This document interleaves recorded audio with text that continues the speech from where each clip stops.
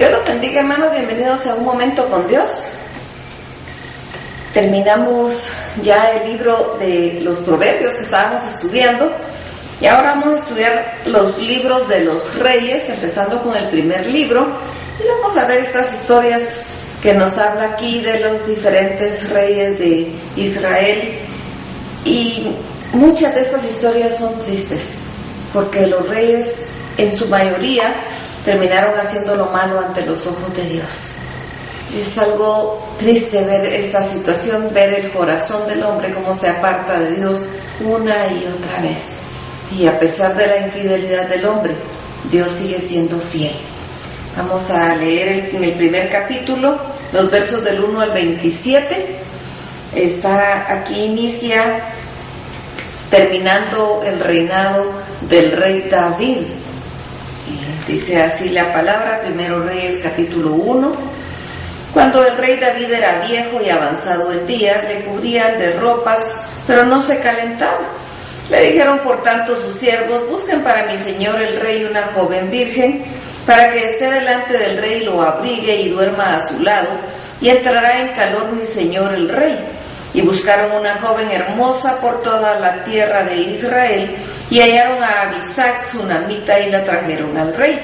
Y la joven era hermosa, y ella abrigaba al rey y le servía, pero el rey nunca la conoció. Entonces Adonías, hijo de Agit, se rebeló diciendo: yo reinaré.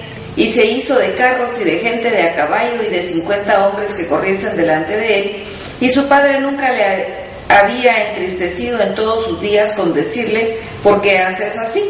Además este era de hermoso parecer y había nacido después de Absalón. Y se había puesto de acuerdo con Joab, hijo de Sarvia, y con el sacerdote Abiatar, los cuales ayudaban a Adonías. Pero el sacerdote Sadoc y Benaía, hijo de Joiada, el profeta Natán, Simei, rey y todos los grandes de David, no seguían a Adonías. Y matando a Adonías ovejas y vacas y animales gordos junto a la peña de Zoelet, la cual está cerca del frente de Rogel, convidó a todos sus hermanos, los hijos del rey, y a todos los varones de Judá, siervos del rey. Pero no convidó al profeta Natán, ni a Benaía, ni a los grandes, ni a Salomón su hermano. Entonces habló Natán a Betsabé, madre de Salomón, diciendo: ¿no has oído que reina Adonías, hijo de Agit, sin saberlo David nuestro señor? Ven pues ahora y toma mi consejo, para que conserves tu vida y la de tu hijo Salomón. Ve y entra al rey David y dile: Señor mío, ¿no juraste a tu sierva diciendo: Salomón tu hijo reinará después de mí, y él se sentará en mi trono? ¿Por qué pues reina Adonías? Y estando tú aún con el rey, yo entraré tras ti y reafirmaré tus razones. Entonces Betsabé entró a la cámara del rey, y el rey era ya viejo, y Abisag sunamita le servía. Y Betsabé se inclinó e hizo reverencia al rey, y el rey dijo: ¿qué tienes? Y ella respondió: Señor mío, tú juraste a tu sierva por Jehová, diciendo: Salomón tu hijo reinará después de mí, y él se sentará en mi trono. Y aquí ahora Adonías reina, y tú y mi señor hasta ahora no lo sabes.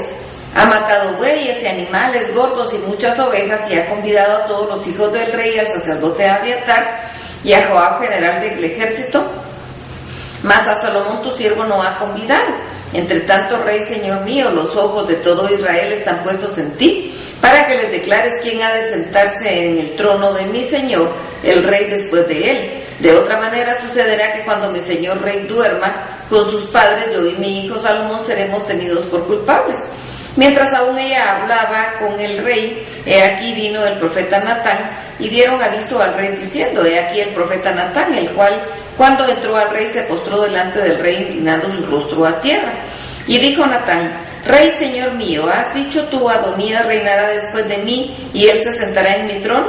Porque hoy ha descendido y ha matado bueyes y animales gordos y muchas ovejas, y ha convidado a todos los hijos del rey y a los capitanes del ejército, y también al sacerdote Abiatar, y aquí están comiendo y bebiendo delante de él, y han dicho: viva el rey Adonías.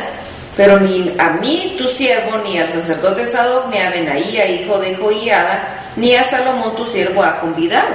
Es este negocio ordenado por mi señor el rey, sin haber declarado a tus siervos quién se había de sentar en el trono de mi señor el rey después de él?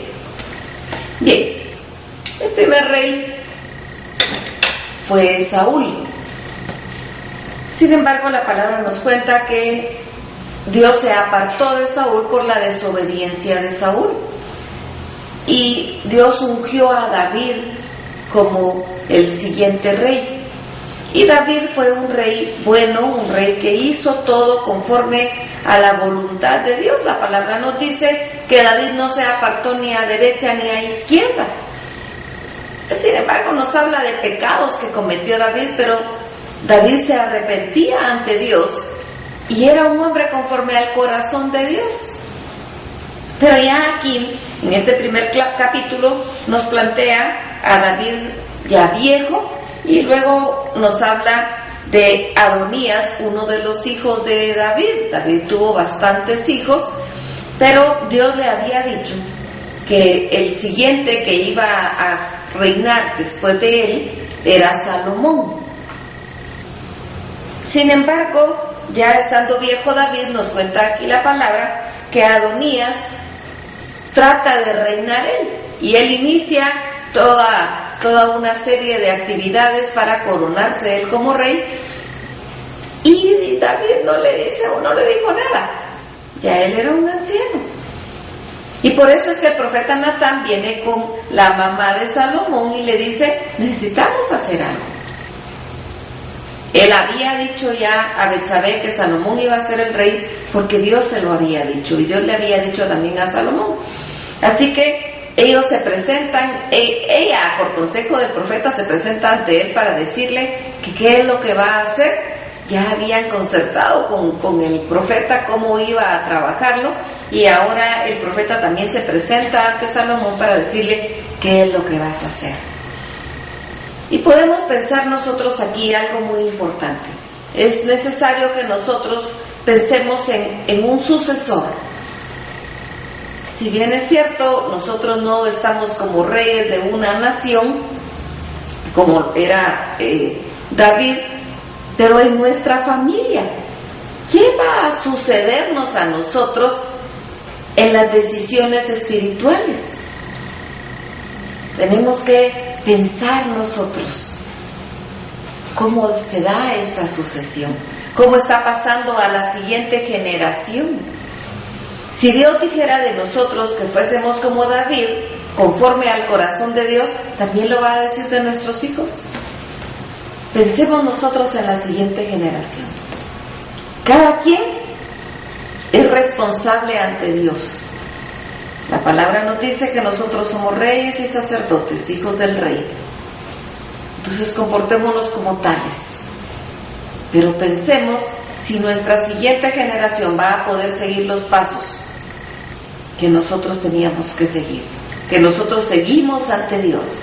Cuando nosotros nos enfrentamos con Dios y decidimos alabarlo a Él, adorarlo a Él, ¿estamos siguiendo realmente, enseñando a nuestra siguiente generación para que sirva a Dios, para que alabe a Dios, o para que deshonre a Dios? Tenemos que analizar qué es lo que hemos hecho con nuestra vida, cómo hemos enseñado a nuestros hijos. Si no tenemos hijos todavía, excelente, en el perfecto tiempo para educar a nuestros hijos en el consejo de la palabra. Si ya tenemos hijos pequeños, también es un buen momento para educarlos con el consejo de la palabra, recordando que nuestro ejemplo vale mucho más que nuestras palabras. Aquí David enfrenta una situación terrible. Él había hecho un desorden de su vida, y a sus hijos grandes él sufre mucho por la situación difícil que vive con los hijos, porque él tenía una vida muy desordenada. No vivamos una vida desordenada, no sigamos eso de David. La palabra nos cuenta las cosas buenas y las cosas malas de los grandes hombres de la palabra, para que nosotros entendamos que solo eran hombres como nosotros, y sigamos lo bueno y no sigamos lo malo. Así que esto de David no lo sigamos. Eduquemos bien a nuestros hijos guiémoslos en el camino, vivamos una vida que sea ejemplo para ellos y rindamos a Dios. Enseñémoslos como la palabra dice, para que la siguiente generación nuestra también honre a Dios.